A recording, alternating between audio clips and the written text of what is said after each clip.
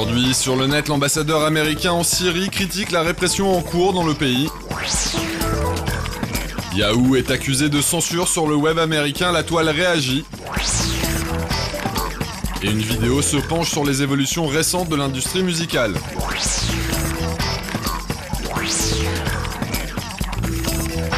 Les manifestants syriens sont de plus en plus tentés de recourir à la violence pour répondre à la sanglante répression du régime.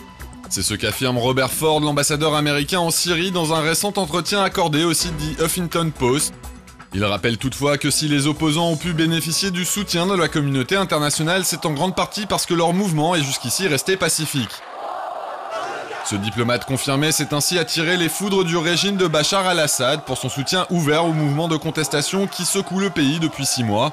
Une campagne diplomatique peu orthodoxe qui a débuté en juillet dernier. Accompagné de son homologue français Éric Chevalier, il s'était rendu à Rama, une ville qui était alors assiégée par les forces de sécurité. Fin août, il a été pris à partie par des manifestants pro-Assad alors qu'il assistait à un rassemblement d'avocats à Damas.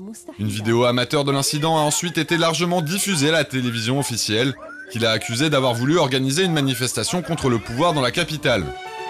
Critiqué sur la page Facebook de son ambassade qu'il utilise pour dialoguer avec les Syriens, Robert Ford a répliqué dans ce communiqué une note dans laquelle il dénonce la répression exercée par le régime qui provoque selon lui une spirale de la violence. Sa dernière sortie date d'il y a moins de 2 semaines quand il s'est rendu aux obsèques de Giyad Matar, un activiste mort sous la torture pendant sa détention. Après son départ de la cérémonie, les funérailles ont été attaquées par des forces de sécurité, faisant au moins un mort selon les activistes syriens. Le géant du web Yahoo aurait empêché en début de semaine les utilisateurs de son service mail aux États-Unis d'envoyer des messages relatifs à l'occupation de Wall Street. Une initiative lancée samedi par des activistes américains pour protester contre un système financier qui favorise selon eux les riches au détriment des citoyens ordinaires. Une tentative de censure que les internautes dénoncent vivement sur la toile. Plusieurs utilisateurs de la messagerie en ligne de Yahoo ont ainsi posté sur le web des vidéos comme celle-ci, montrant que les mails contenant les mots ou l'adresse du site Occupy Wall Street ne pouvaient pas être envoyés à leur destinataire. À chaque tentative d'envoi, un même message apparaissait à l'écran avertissant que le courriel en question contenait des éléments suspects et qu'il ne pouvait donc pas être expédié. Une nouvelle qui s'est rapidement propagée sur les réseaux sociaux où les internautes ont pu constater par eux-mêmes que le blocage était bel et bien mis en œuvre par Yahoo, provoquant une multiplication des critiques à son égard.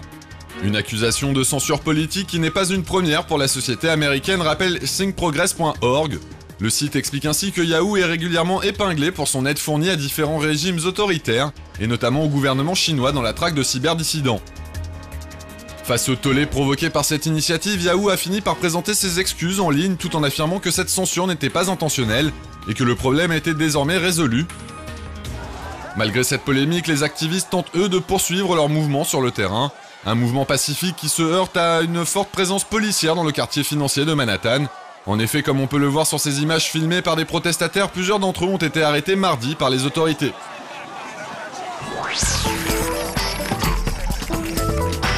Gandhi, le rappeur américain Snoop Dogg ou encore l'actrice Angelina Jolie sont autant de personnalités dont l'image a été détournée grâce à un logiciel de retouche photo pour devenir les derniers héros de la saga de George Lucas Star Wars. Des créations amusantes qu'il sera possible de retrouver sur le site Worth a Thousand.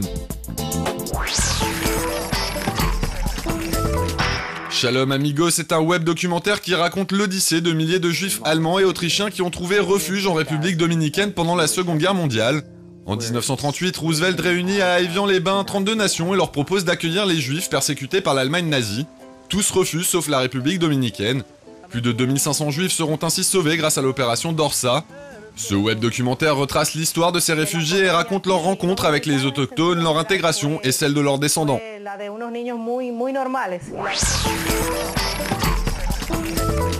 Suivre l'évolution de l'industrie musicale en chiffres, c'est ce que proposent les auteurs de cette vidéo très dynamique qui fournit tout un tas de statistiques liées aux ventes de disques avant et après l'apparition des plateformes de téléchargement en ligne, mais aussi de nombreuses informations en tout genre.